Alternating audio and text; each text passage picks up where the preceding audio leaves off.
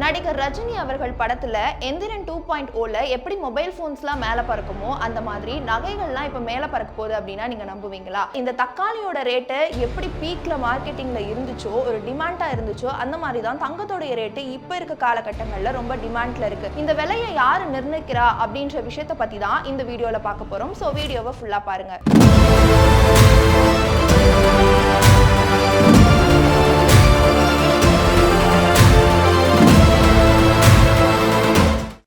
நேயர்களுக்கு வணக்கம். தங்கத்துல ஒரு குறை இருந்தாலும் தரத்துல குறை உண்டா அப்படின்னு அந்த காலத்திலேயே சொல்லியிருக்காங்க.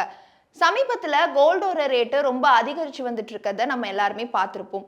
நடிகர் ரஜினி அவர்கள் படத்துல எந்திரன் 2.0ல எப்படி மொபைல் போன்ஸ்லாம் மேல பறக்குமோ அந்த மாதிரி நகைகள்லாம் இப்ப மேல பறக்க போகுது அப்படின்னா நீங்க நம்புவீங்களா? சமீப காலகட்டங்கள்ல நகையோட விலை ரொம்பவே உச்சத்துல இருக்கிறதுக்கான காரணம் என்ன? இது வருங்காலத்துல இப்படியே தொடருமா? அது மட்டும் இல்லாம இந்த விலையை யாரு நிர்ணயிக்கிறா அப்படின்ற விஷயத்தை பத்தி தான் இந்த வீடியோல பார்க்க போறோம். சோ வீடியோவை ஃபுல்லா பாருங்க.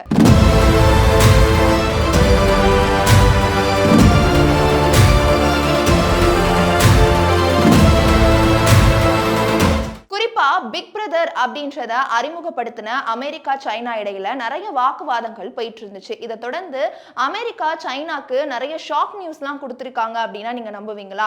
நிறைய ஏற்றுமதிகள் இறக்குமதிகள் அமெரிக்கா சைனால இருந்து தான் நடந்து வந்துட்டு இருந்துச்சு. இதை தொடர்ந்து சமீப காலத்துல இந்த தங்கத்துடைய ரேட்டு அதிகமானதுக்கு காரணம் அமெரிக்கா சைனா ஏற்றுமதி நிறுத்தினதுக்கு காரணம் அப்படின்னு பேசப்பட்டிருக்கு. அது மட்டும் இல்லாம அமெரிக்கா சைனா இடையில வரிகளை ரொம்ப குறைக்கப்படணும் அப்படின்ற மாதிரியும் பேசியிருக்காங்க.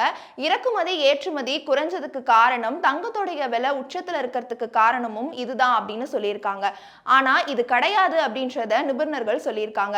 என்ன அப்படின்னு பாத்தீங்கன்னா, தங்கத்தோடைய விலை உயர்வதற்கு காரணம் சைனாக்கும் அமெரிக்காவுக்கும் இருக்கக்கூடிய ஏற்றுமதி இறக்குமதி நிறுத்தினதுக்கான காரணம் அப்படின்னு நினைக்கிறோம். ஆனா அது கிடையாது. மார்க்கெட்ல ஒரு பொருளுடைய விலை உயர்வதற்கு காரணம், அதோட டிமாண்ட் அதிகமாகிறதுக்கு காரணம் என்ன அப்படின்னா அதோட உற்பத்தி ரொம்ப கம்மியாகிறது தான் அப்படின்னு சொல்லலாம். ஃபார் எக்ஸாம்பிள், ஒரு தக்காளியோட விலை அதிகரிச்சிட்டு இருக்கு அப்படின்னு சமீப காலகட்டங்கள்ல நம்ம பார்த்து வந்துட்டு இருப்போம். தக்காளியோட உற்பத்தி ரொம்பவே கம்மியாயிட்டு இருக்கிறதுனால தான் தக்காளியோட விலை அதிகமாச்சு. அதாவது உற்பத்தியே ரொம்ப கம்மியாயிடுச்சு, அதோட விதைகளே கிடைக்கல அப்படின்னு சொல்லியிருந்தாங்க. தக்காளியோட விலை அதிகமானதுக்கான காரணம் அதோட உற்பத்தி கம்மியானது தான் அப்படின்றது உண்மை. எவ்வளவுக்கு எவ்வளவு உண்மையோ அதே மாதிரி தான் தங்கத்தோடைய விலை அதிகமானதுக்கு காரணம் அதோட உற்பத்தி ரொம்ப கம்மி அப்படின்றது தான் காரணம். அமெரிக்காக்கும் சைனாக்கும் இறக்குமதி ஸ்டாப் ஆனதுக்கு காரணம் கிடையாது அப்படின்றத நிபுணர்கள் சொல்லியிருக்காங்க. இதை தொடர்ந்து இந்த தக்காளியோட ரேட்டு எப்படி பீக்ல மார்க்கெட்டிங்ல இருந்துச்சோ, ஒரு டிமாண்டா இருந்துச்சோ, அந்த மாதிரி தான் தங்கத்தோடைய ரேட்டு இப்ப இருக்க காலகட்டங்கள்ல ரொம்ப டிமாண்ட்ல இருக்கு. அதுக்கு காரணம் தங்கத்தோடைய விலை அதிகரிச்சதுக்கு அதோட உற்பத்தி ரொம்ப கம்மியா இருக்கு அப்படின்னு சொல்றாங்க. பொதுவா தங்கம் எங்க இருந்து கிடைக்கும்? பூமிக்கு அடியில இருந்து கிடைக்கும், மண்ணுக்குள்ள இருந்து கிடைக்கும். அப்படி கிடைக்கக்கூடிய உற்பத்தி இன்னும் காலகட்டங்கள்ல ரொம்ப குறையும் அப்படின்ற மாதிரியும் சொல்லியிருக்காங்க. இப்பவும் கொஞ்சம் குறைஞ்சிருக்கு, அதனாலதான் தங்கத்தோடைய விலை அதிகரிச்சிருக்கு அப்படின்னு சொல்லியிருக்காங்க.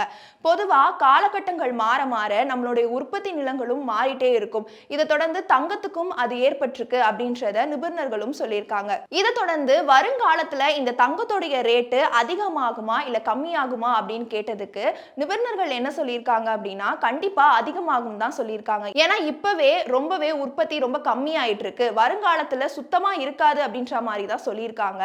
இப்ப இருக்க காலகட்டங்கள்ல ரொம்ப கம்மியான உற்பத்தி இருக்கிறதுனாலதான் ஒரு சவரன் நகையே 1 லட்சத்துக்கும் மேல வந்து வித்துட்டு இருக்கோம். இன்னும் காலகட்டங்கள் போக போக 2 லட்சம் 3 லட்சம் 4 லட்சம் இதுக்கு மேலேயே போகும் அப்படின்னு சொல்லியிருக்காங்க.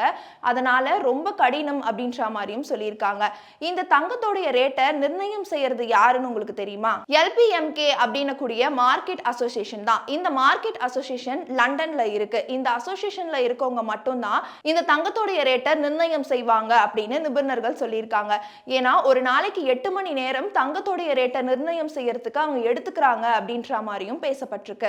இதை தொடர்ந்து நம்ம கையில இருக்கக்கூடிய நகைகள் இப்ப நம்மளுக்கு ஒரு பொருட்டாவே இல்லாம இருக்கலாம். நம்ம கையில ஒரு குண்டுமணி இருந்தா கூட ரொம்பவே சேமிச்சு வைக்கணும் அப்படின்றத இப்ப இருக்கக்கூடிய காலகட்டங்கள்ல இருக்கக்கூடிய தங்கத்துடைய ரேட்டை பார்த்து நம்மளுக்கு தெரிஞ்சிருக்கும். நம்ம கையில ஒரு விஷயம் இருக்கும் போது அதோட அருமை நம்மளுக்கு தெரியாம இருக்கலாம். ஆனா வருங்காலத்துல அதுவே ஒரு பெரிய விஷயமா கூட மாறலாம். சோ இப்ப இருக்கக்கூடிய நகைகளை நம்ம ரொம்பவே பத்திரமா எடுத்து வச்சாதான் வருங்காலத்துல அதோட காலகட்டங்கள் மாறும் போது நம்ம அதை யூஸ் பண்ணிக்க முடியும் அப்படின்னு சொல்றாங்க.